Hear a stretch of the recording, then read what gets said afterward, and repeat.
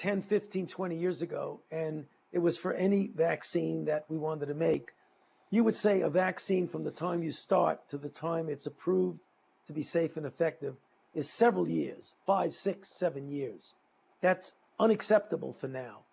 So what happened is that as soon as we got the sequence of the virus from the Chinese, we pulled it out of the public database and stuck the gene into a vaccine platform and worked on it literally within a day of when it came out.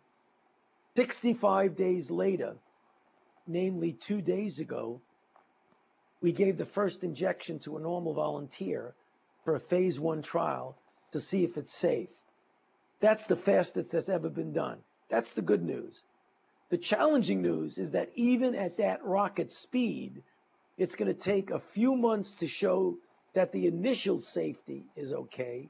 Then you go into a phase 2 trial, which instead of involving 45 people, which we have in the phase 1 trial, it involves hundreds, if not thousands of people. That will take another 6 to 8 months to even know if it works. So at the fastest we can go, it's going to take a year to a year and a half to know if we have a vaccine that we can use. There's another element to safety, and that is if you vaccinate someone and they make an antibody response and then they get exposed and infected, does the response that you induce actually enhance the infection and make it worse? And the only way you'll know that is if you do an extended study, not in a normal volunteer who has no risk of infection, but in people who are out there in a risk situation.